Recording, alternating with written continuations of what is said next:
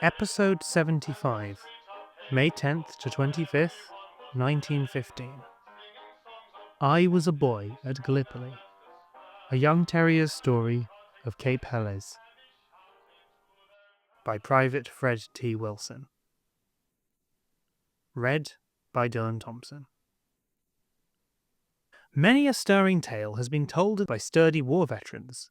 By way of contrast, this account of his experiences at Gallipoli is furnished by one who was scarcely more than a boy at the time.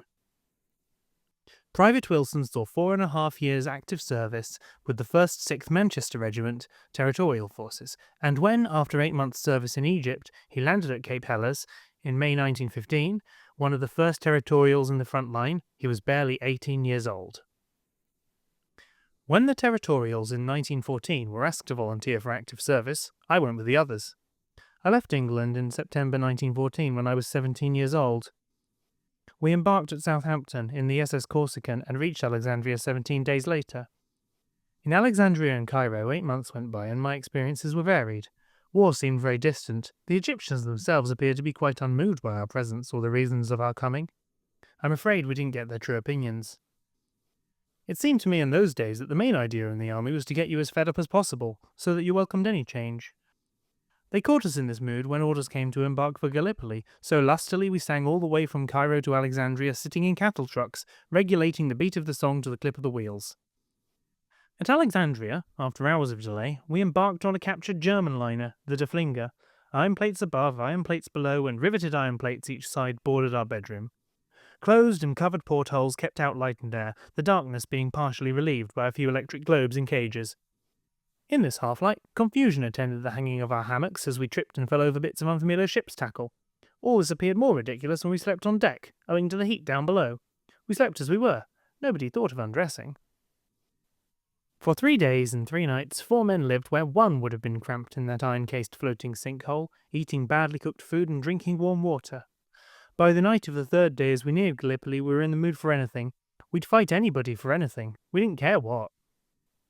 Looking towards the land, we could see flashes here and there and hear intermittent firing, punctuated occasionally by the boom of heavy guns.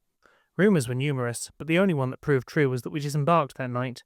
With all lights out, we crept in slowly towards land, alongside the River Clyde, and were taken ashore in flat-bottomed barges. Everything was quiet, as though the guns were silenced to give us welcome. It was raining as it can only in the east. The barges grounded, and we got no wetter by wading ashore. Everything was in a wonderful state of chaos. Nobody met us. Friend or foe could have done what we did. It was May 1915, and the Gallipoli campaign was new. Soaked kits are heavier than dry ones, and we were glad to lie down on a cliff top in the pouring rain and mud, and sleep.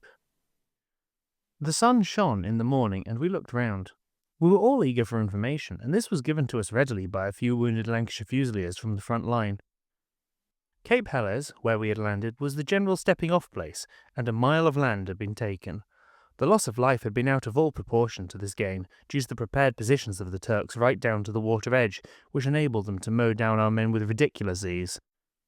Very bitter were our informants as they related the hurried preparations for battle, the taking of practically impregnable positions, and the terrific hardships endured under a constant bombardment. That morning we were treated to a new sight. A Turkish prisoner bandaged about the head, lying on the ground, his face, hands and arms painted green and wearing a green uniform.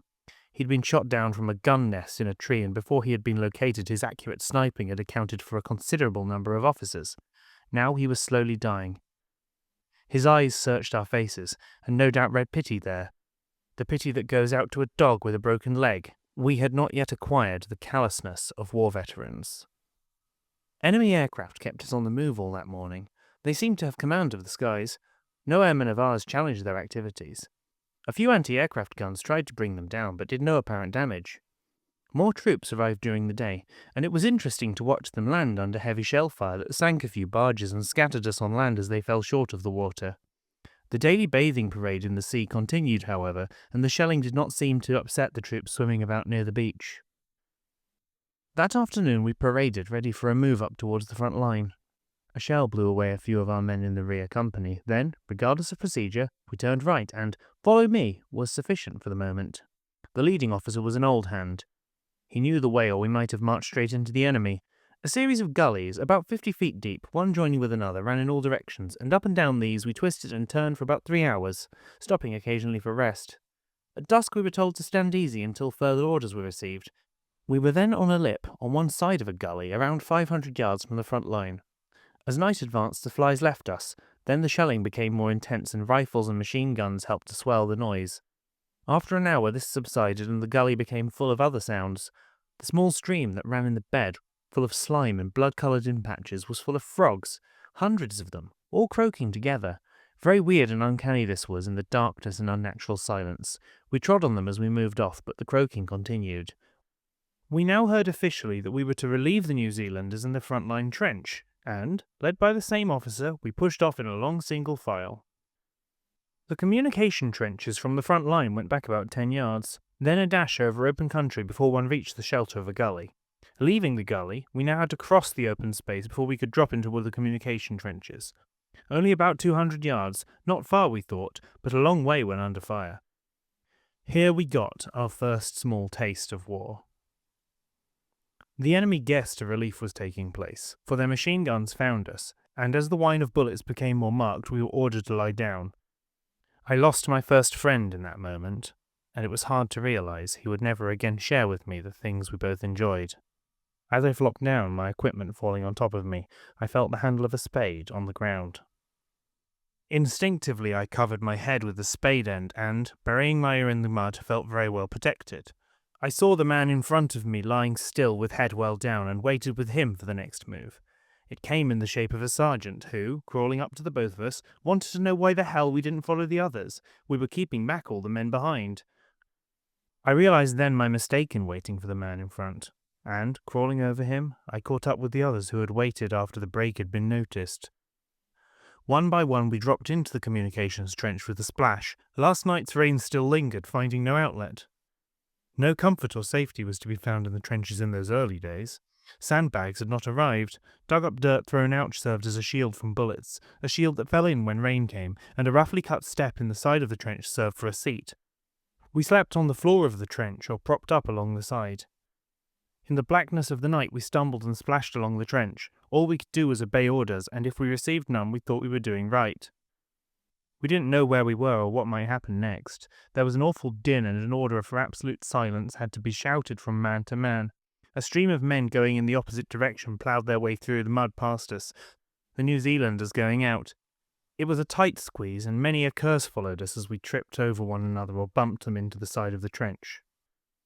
The guns were silent again now, and upon arriving at our appointed station, word came down the line to fire, 15 rounds rapid, at the enemy trench. With fingers cold, wet and fumbling, we loaded, fired as quickly as we could, and got a volley in reply. This was our first shooting at the enemy, even if we could see nothing, and proved so exciting that our discomfort was forgotten. The New Zealanders had gone, and we Territorials held the line, or rather our part of it, for the first time. A great honour, and we meant, if at all possible, to do all we could to uphold that honour. By dawn, having stood to all the night, we were tired and hungry, and thought nothing much of the honour thrust upon us. But, as the day became brighter, we found interest enough in having a peep over the thrown-up dirt at the part of the landscape occupied by the Turk, and at the chaotic condition of no man's land. Barbed wire there certainly was, but it hung in shreds from wooden posts, and nearer to us a small trickle of water flowed alongside the trench, coming through the trench side a little further down. In this, opposite to where I stood, lay a couple of dead Turks. There was no need to tell us not to drink this water, but we had to later after it had been boiled. That day our time was taken up chiefly with making more comfortable the trench that served as a home, and in the days that followed there was no great excitement. Then a 15-hour bombardment by our guns commenced. The noise we now heard was terrific, a continual roar, thousands of big shells hurtling through the air at the same time. If more noise had been added it would have passed unnoticed, so great was the din, but the Turks did reply, as our casualties that night were very heavy. I was losing most of my friends. We were in the support trench at the time and received an order to carry ammunition for the gunners from the dumps. Dozens of us carried heavy shells through mud that was impassable for mules. Instead of the 15 hours, the bombardment lasted only 7 hours. Ammunition had run out. There was only sufficient left for desultory shelling by our guns for one more day. The ammunition boats had not arrived according to schedule. And the bombardment took place, as we afterwards learned, to impress upon the enemy how well supplied we were with shells. A peculiar thing is war. The Turks could, this night, have driven us into the sea. A week later we advanced about 50 yards, halfway into no man's land, under a full moon. Our hectic digging with entrenching tools into the rock-like earth as we lay flat on the ground was a sporting chance given to the Turks to try a little sniping. Our barrage did not cover us well enough, and a large proportion of our men were killed. By dawn we were out of sight if we knelt down, and we did a lot of kneeling that day. We had no time that day to complete communication trenches back to the old line, so when the counter-attack came, no way of retreat was possible except over the intervening open high ground. Our guns got the range soon after the Turks attacked, but that didn't stop them, and after a short hand-to-hand struggle we had to give way. It was a sorry retreat, and our casualties, if not heavy, were ugly. I was surprised at what man is capable of enduring in a semi-conscious state, how he can stagger back to safety leaving parts of himself behind. When we got back our machine guns opened fire, and we laughed like maniacs as the Turkish advance crumpled and fell. That attack had failed. So it went on, day after day, week after week, a bit forward here, a bit back there, very little ground gained, and very little lost. But death always. Disease helped to swell the death toll, but still the senseless game went on.